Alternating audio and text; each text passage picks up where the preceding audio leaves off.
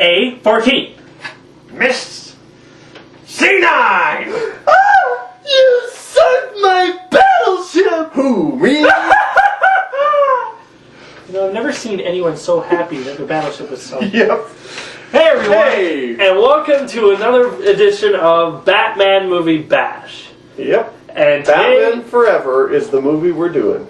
today we're looking at Batman Forever. So, what can we say about this? Well, the Riddler makes a pretty good appearance. Okay, so Batman Forever starring Val Kilmer as Batman. They threw in all the celebrities. Jim Carrey as the Riddler, Tommy Lee Jones as Two-Face, Nicole Kidman as Dr. Chase Meridian. Doctor But no, that's a different show. Doctor Who is a different show. And Chris O'Donnell as Robin. Chris O'Donnell. Now, when did this movie come out? This came out in 1995. If you want to make sure, look on the back. Yes, you're right. And traded off from a new director. I was going to talk about what happened with Burton, but I think we'll leave that. You guys can find basically the Batman DVDs. Yeah, basically the producers thought Batman Returns was too dark, and they wanted to bring someone in to lighten it up. So in becomes Joel Schumacher, the director of The Client, Time to Kill. Nobody cares, Chris. We're not talking about those movies. Now, so for Batman Forever, let's just... I just want to take this... Let's take each actor's by their performances one by one. Let's just start... Okay. First, I think, let's start with... I don't know, who do you think we should start with? I think we should start off with Chris O'Donnell. Alright, let's start with Chris O'Donnell. Chris O'Donnell. As Dick Grayson and Robin. Dick Grayson. It is. I seen a review of Blow Yourself Up Dude. He mentioned, which I thought was a great point. He's not Dick Grayson. He is Jason Todd.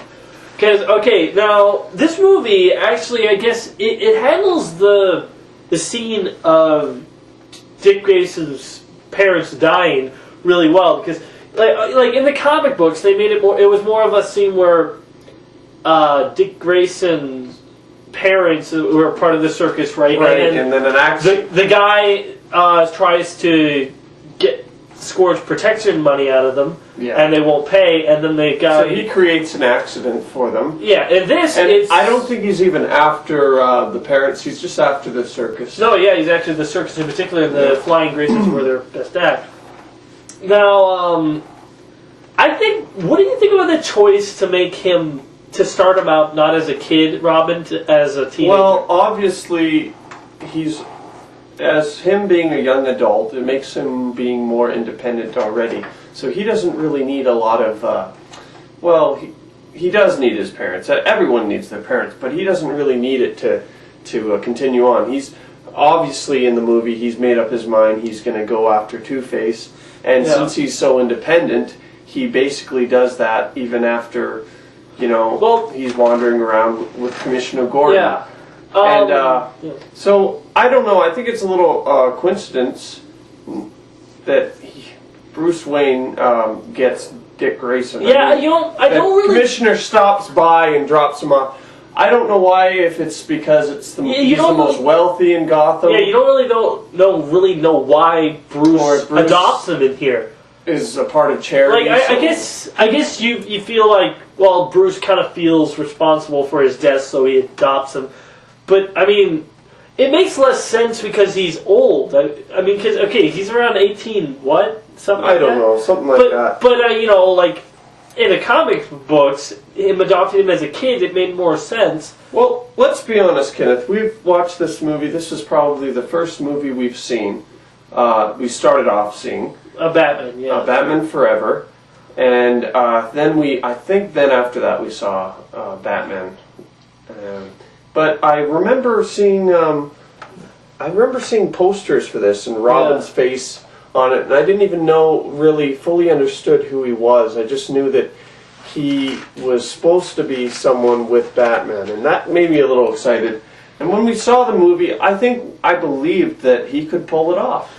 I think though, some of the things, like Chris O'Donnell doesn't play a horrible Robin. No, but just you believe his athletic skills at least. Yeah. The thing is, some of the stuff they just don't explain. For example, what gives him the not the right, but the why can he just be a superhero, or at the very least a superhero sidekick? The only fighting skills that we ever see him portray in the film is throwing around a whole bunch of laundry. Hey, watch this! Whoa! He can fold laundry. Yep. He's a and hang him on the rack. You know, here's the thing. They want to get. I think Joel and the writers were probably trying to make Robin seem to be restless. He's the guy that wants action, and so you don't see him do anything for a while, and then finally later on he steals the Batmobile, which is a souped up Batmobile. Which honestly I like. It's like Batmobile on steroids. Yeah, it's really. I mean, like, okay, in Batman Above and Beyond. Yeah, in Batman the Animated Series, it's long too, but this just looks. This looks like 2020. Yeah, it looks like a futuristic Batmobile. Yeah. Out of nowhere. Anyways, I was going to say, Dick Grayson does have a scene where he's fighting thugs and everything, and he has an adrenaline to fight and everything. The only thing is, he's too reckless, and Batman Bruce knows that, and that's why he's saying, you shouldn't go after Two-Face. I think the thing that kind of bugs me sometimes about this film is when, he tells Dick Grayson, don't kill anyone. Don't kill, because even though Batman has been killing for the past couple of films, but he's telling him, revenge will be your whole life. And it could almost tie into the other two films with that. But when Two-Face dies, what is the look on Dick Grayson's face? He's like, yeah. Like, he learned a what are you valuable trying lesson. to teach him? You learned a valuable lesson. You don't have to kill him, but watch somebody else accidentally kill him, and you'll be okay. Right. It's just as good. I don't know if you can tie this in with Tim Burton's two films, but you don't have to. I think it starts. Everyone will say it starts on a new leaf, and it's completely different. It's colorful. It's not as dark and everything. But seriously, there's a lot going on. All right, let's move on to a different character. Let's talk about the love interest next, Dr. Chase Meridian. Dr. Chase Meridian, played by Nicole Kidman. Now, don't get me wrong, though. I like Nicole Kidman. She's a good actress. I just don't know what she's doing in here. It might not be her fault. It might just be just the script, but she's supposed to be a psychiatrist, right? Yes. And she looks she does not act professional at all in here. No, she looks more like a high school cheerleader that wants to get into the big jocks. I think you have to take into consideration Vicky Vale, was a character that was definitely, you could tell, was a big news reporter with those big glasses and everything. She's definitely a photographer or something. And then Selena Kyle, of course, is, you just look at her and she's got some twisted things going on there. And she's definitely a nerd in the beginning, which we all know, but I won't talk about that much.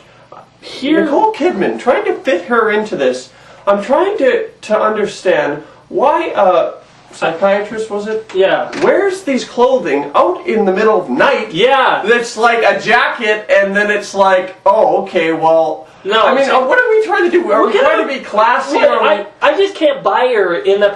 You know what? That's not how a psychiatrist would be. And if you look at her scenes with just Bruce Wayne, she doesn't act like that. No. She acts professional and upright. Right. But as soon as Batman comes, she's like, oh, look.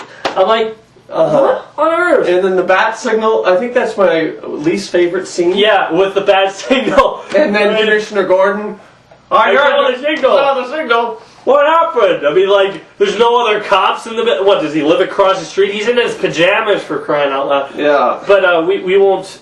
it has been informed to me by a subscriber that Pat Hingle is dead, so we will no longer make fun of Pat Hingle. I'm going to say I liked him in this movie. Really? Yes, I think Pat did a great job. He wasn't in there much. I don't care, but I liked him better. Okay. Who can forget the best line where he sees Batman break through the question mark and he's like, "Yeah, go, go, Go! I know I'm far too high above you for you to see this, but thumbs up. Not like I have to do any real police work. Anyways, so what else can we say about her? I don't know. There's some things. I don't buy any professional chemistry. work. I don't buy, I don't get... No. First of all, It's I just don't strictly- get what Batman sees in her. I mean, Val Kilmer and Nicole Kidman, they are acting. I mean, you got to it's say like there's no chemistry between their They characters. could be brothers and sisters. Yeah, it's just... Yeah, there's just nothing in between them. They're just... Now, Michael Keaton, if they'd have definitely something going on because they Now- were already in a movie together. Now, Let's move on to Two-Face. Two-Face, I think, is the biggest disappointment in the film.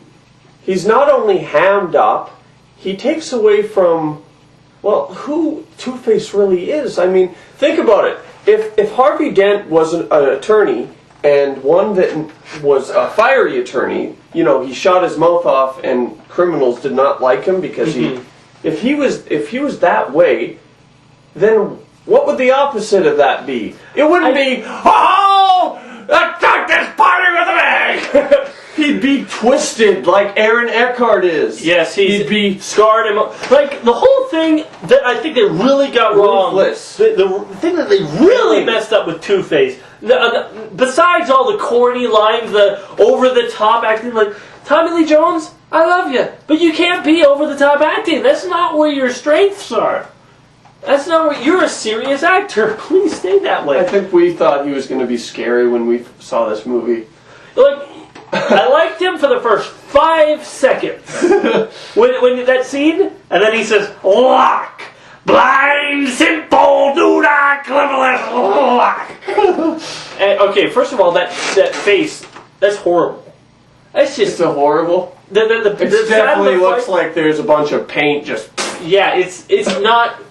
It's like... The whole thing about Two-Face, though, this is what I was trying to say, is that he believes that chance is all that is true justice. But in here, he says that. However, every time he flips his coin, he originally you take this first scene where he flips his coin with the guard, right? Right. He flips it, and it's good side. So the guard it's to live. But what he does instead is puts him in the death trap to get Batman. Right. What would he have done if it turns heads? If it Just turns shot heads? him, I don't know. But kind of needed Batman in there. And then you go into the later scene in Wayne Manor where he's just sitting there flipping the coin and he's like, oh, it's good side, I can't shoot him. Oh, it's good side again, I can't shoot him. Bad side! I mean, the thing about the Two-Face in the comic books is that whatever that coin says, that is law. Yeah. That is It law. really is. There's no ifs, ands, or buts. That's Whatever what that makes coin him such says a scary villain. Yeah, you can't reason with him. The only reason that happens is in that flip of a coin. That's what makes him so tense. Also, they didn't really build on. I think that the whole friendship. I just want to briefly talk about it. There is supposed to be a friendship. If you haven't read the comics or seen the animated TV show, there's supposed to be a friendship between there is a friendship Bruce between Bruce and Harvey Dent, Two-Face. In the end of the movie, the only line you hear was, "Of course, right, Bruce, you've always been a good friend." When? Well, when? We don't see it. Okay, it's like saying, okay, remember that part in the animated series? We're going to take all what you saw in the animated series and apply it to our show. We're not going to show you it, but just pretend that those scenes were part of our show. I mean, it doesn't work that way. Friend? I mean, not even in when he was played by Billy D. Williams. Not even in then was he ever friends with Bruce in the first Batman movie. He was never. I mean, he's always been a good friend. Bull crap, he has. Yeah, see, that's why I don't think Two-Face would have been a good idea. Tim Burton knew that, so he didn't use him. Anyways, moving on. Joel Schumacher definitely did have a lot of good ideas. I'm definitely saying that for Batman Forever, he brought a lot into it, and he did give what fans wanted. If you ask most people what Batman movie they've watched, just in general, even if they don't own it, they'll definitely say they've seen Batman Forever or the first Batman.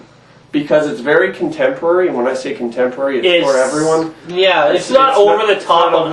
It's not too dark, it's not too light. It's like, you think, well, it could be too light, but there's a lot of serious scenes where Riddler kills his boss and Two-Face kills Dick Grayson's parents. Those are serious scenes, but it doesn't go up or down in one direction. It stays in the middle.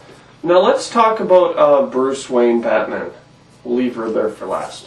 I'd like to see, I was a little confused from the very beginning, because Bruce is supposed to be this rich guy that is, living in his mansion and everything, but the way he approaches it is just a little slightly different. The relationship with Alfred is pretty good. I think this is the main problem with Val Kilmer. I think he actually plays a good Bruce Wayne, because they actually try to dive into the divulgence and the past and the history and the psychosis of Batman, why he does what he does. The problem is, he is a horrible Batman. You think so? Okay. What about Adam West? Do you think he would be a better? Shut up. He is just a horrible Batman, because, think about it, like, the lines that he says. What are you doing? Joker. Ow! It was 2 films ago. If you think about, the lines that he says, can I take a sandwich with you? Can you take a sandwich with you, sir? I'll get drive-through. It's a car, right? Chicks like the car. Okay, that's like what Flash would say. Or Spider-Man. But not Batman. And I have when he puts on the suit, it doesn't look good on him. No. He does not look good in that suit. I like the ears, I think, that he wears. That's pretty much... Sure, the ears look great on him. I think But, you know what? People always say about Batman and Robin had bat nipples. This had bat nipples before it. If you look, there's bat nipples on these bat suits. Also, I think this is when Joel got a hold of this movie, he invented the shots called butt shots. Crotch shots. That those too. I mean, why are you like? Why do you want to see a guy's butt? Are girls like? Yeah. Woo! Yeah. Show us all Rubber that. butts. Rubber butt. Like let's just say in my intro to my What? We're busy. Are you listening to Odyssey? No. What are you doing? I'm doing a doggone review. We're doing a review here. Gee, now it happens to me. What do you know? This has been another Deanna's Moments. Anyway, what was I saying? Well, when you look at all the gadgets and everything, they're different. All right, I was gonna say, like nobody wants to say, "Hey, look at my butt." Get out of here! You don't want to see me pulling out. Exactly. No one wants to see that. And I don't know why and not only the butt, it also shows here too, with him getting on his belt. I know, and honestly, I'm kind of glad that Michael Keaton did not get involved, and I'm sort of glad that it was Val and not George Clooney. Chris. But he comes later. Yeah. Anyways, George.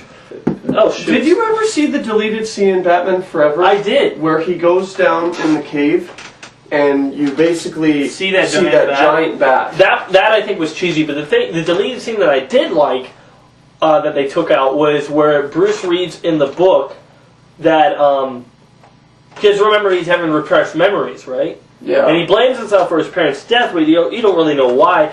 but in the book it says that the parents didn't want to go out. They didn't want to go to the movie, but Bruce insisted. And that's why he blames the first... Which I think would have tied the whole entire movie of why he really blames himself for his parents' death.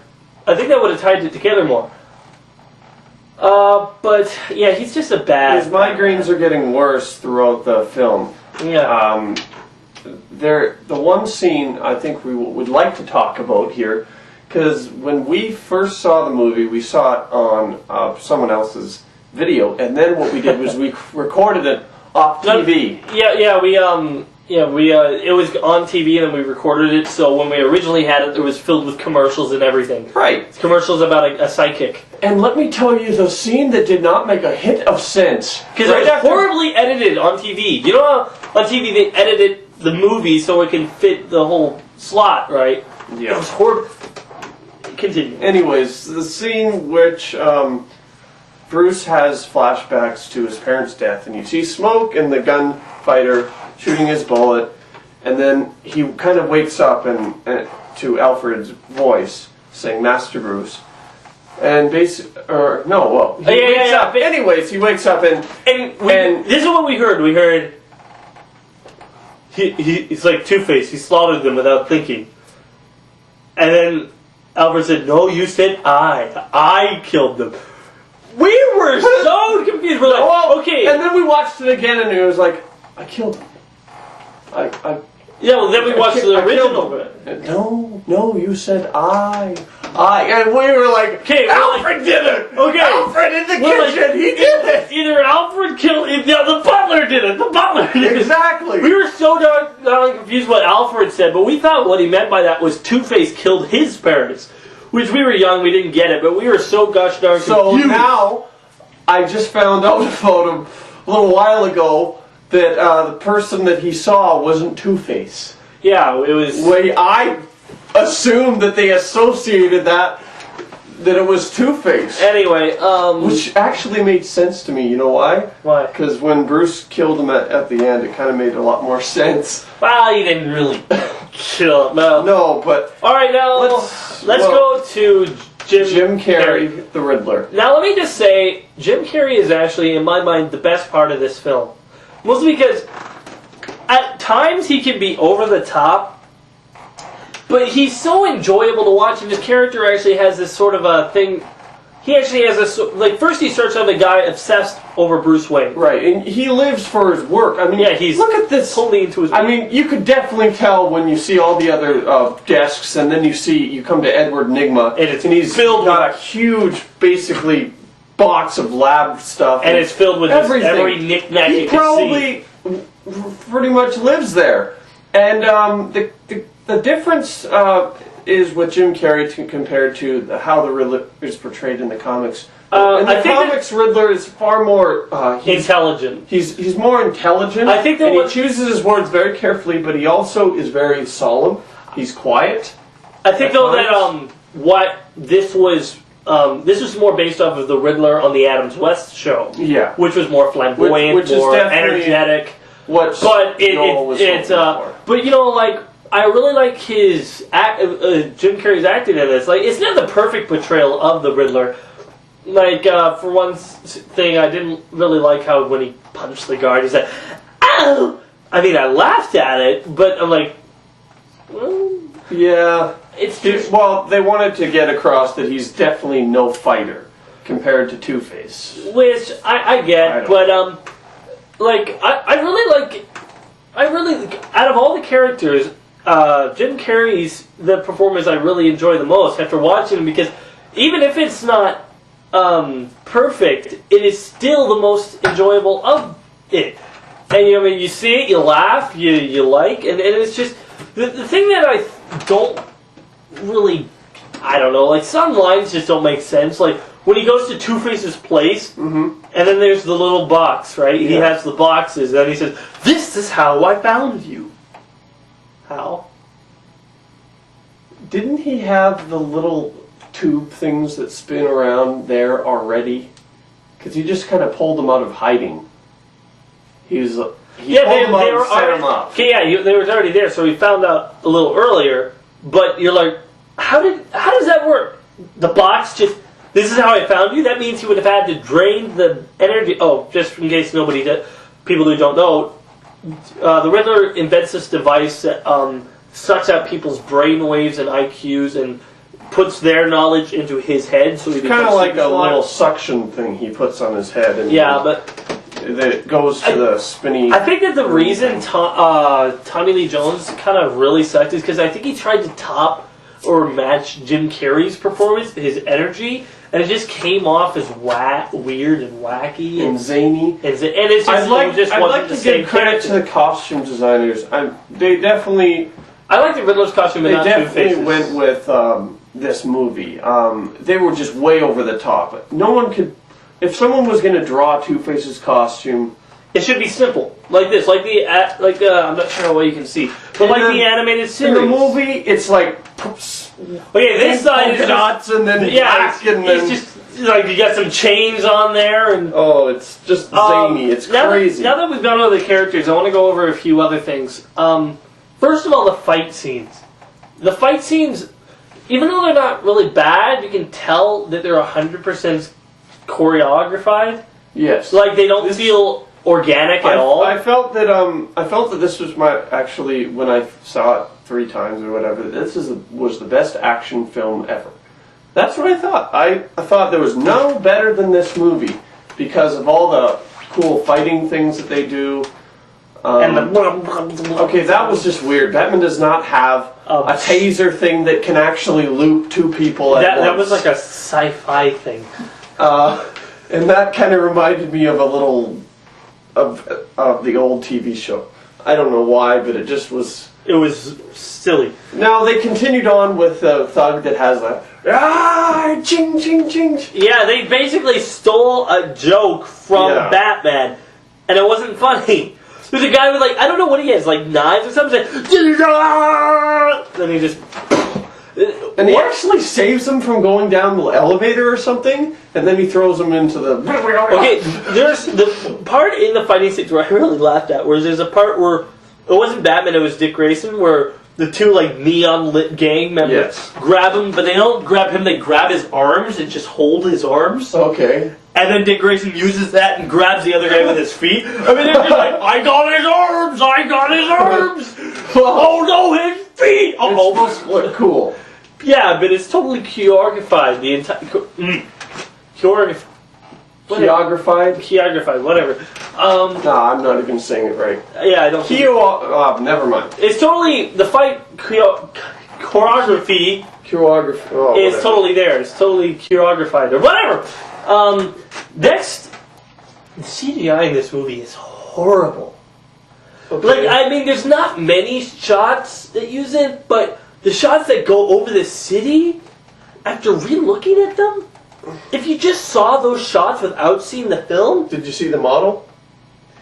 The No, model of the camera going into... Right after the scene where Bruce goes into the water. Yeah, well, and he's coming out of that the water. part, I don't know, it looks like... If you just saw that, it looks like it's from an animated show. Uh-huh. It doesn't look... What about the CGI they used for the the families that are getting these? Yeah, well, I don't know. And then going through the airwaves and then... I don't know, is that supposed to be there just so we can see it, or can everybody see it? Because people would have to be complete morons not to figure out that the Riddler is there.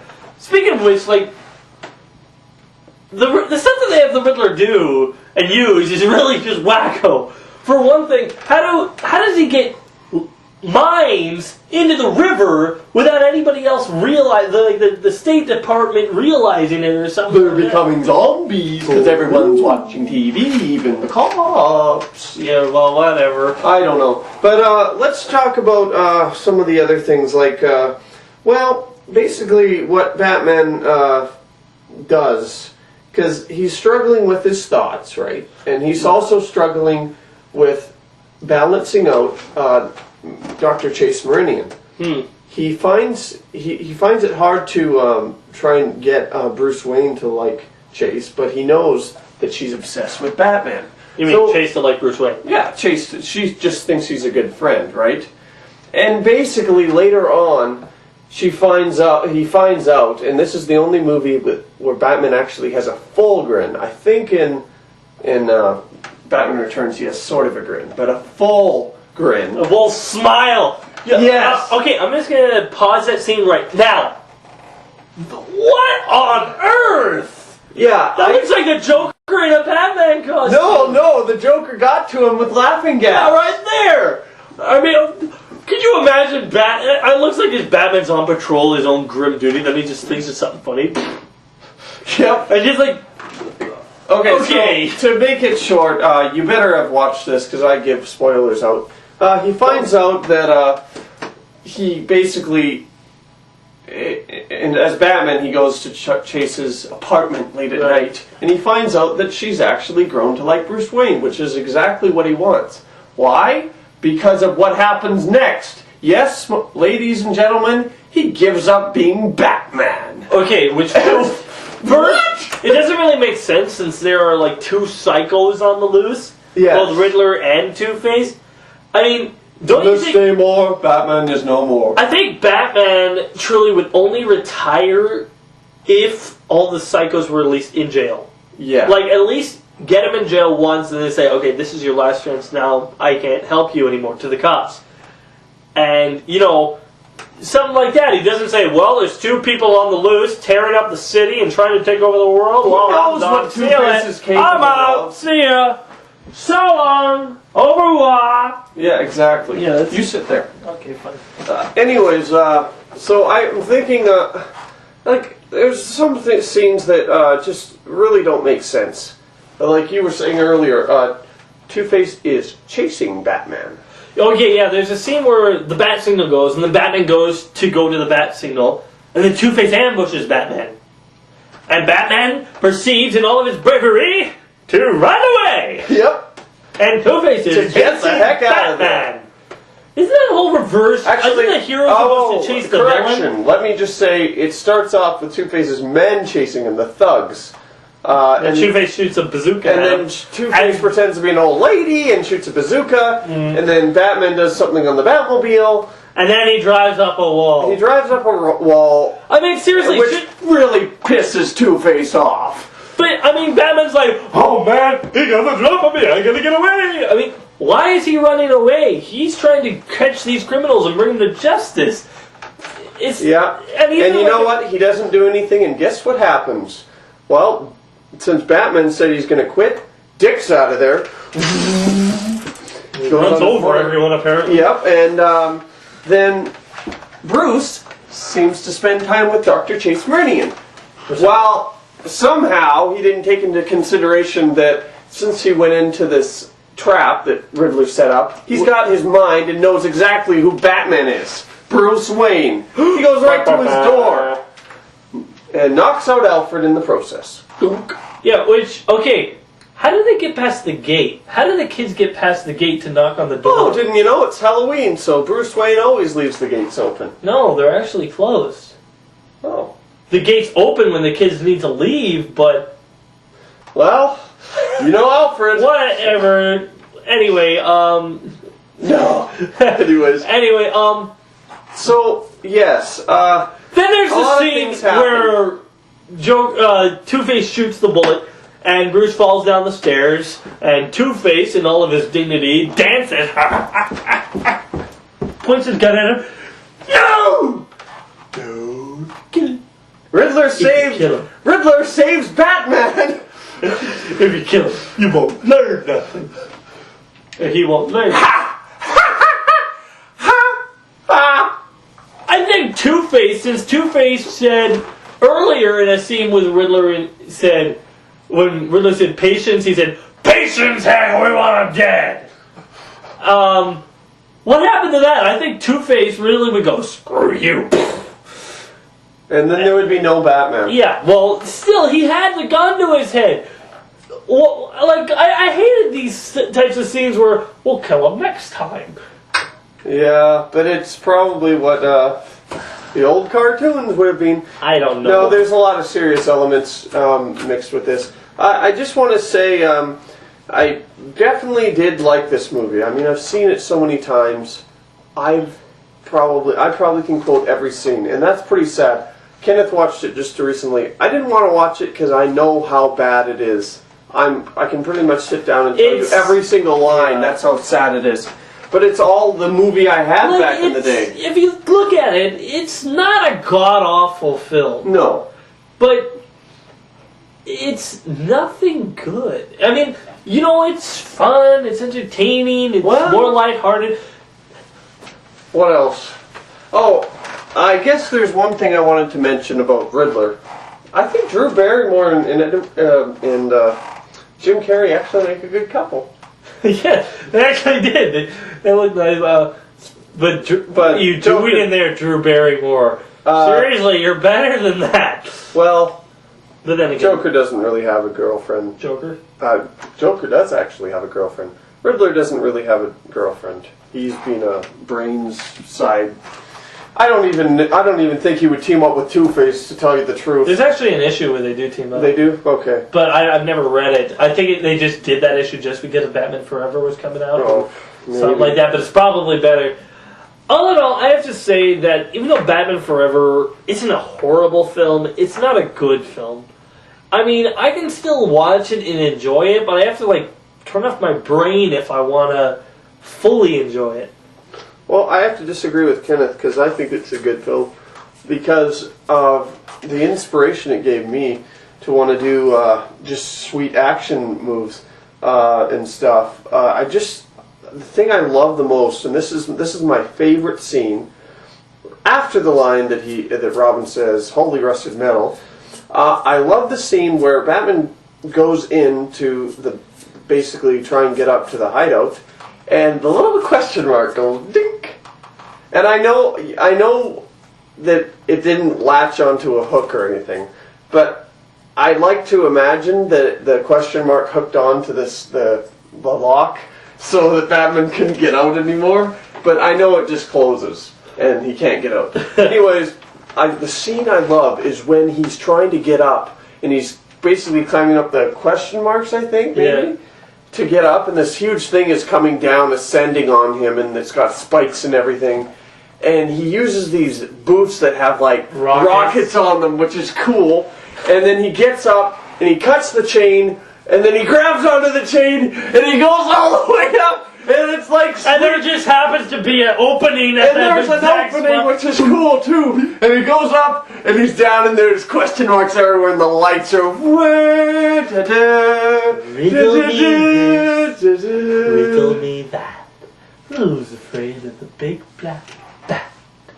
Now that was cool. You gotta admit, when he's going down to save him, and It's cool, but it's definitely not realistic. I mean, can you imagine how he spent money on that? You think the architects, you sure you want all these question marks everywhere? well, it's sweet anyways. I mean, it is, but you gotta admit, and then the flying jet thing that he has before, that's pretty cool too. it's, I think it's alright, but for me, I have to give it, are you ready to give ratings now? Or? Oh, sure. I think we've wrapped up. I definitely have seen this a lot and know a lot about it. I think that, all in all, I think it's not a horrible film. You already said that. Quit repeating I know, yourself. but you can watch it and enjoy it. But for me, I just think I have to give it a 4 out of 10. Well, I have to give it a. How many was that? I think it was 6 out of 10. 5. Really? Yeah.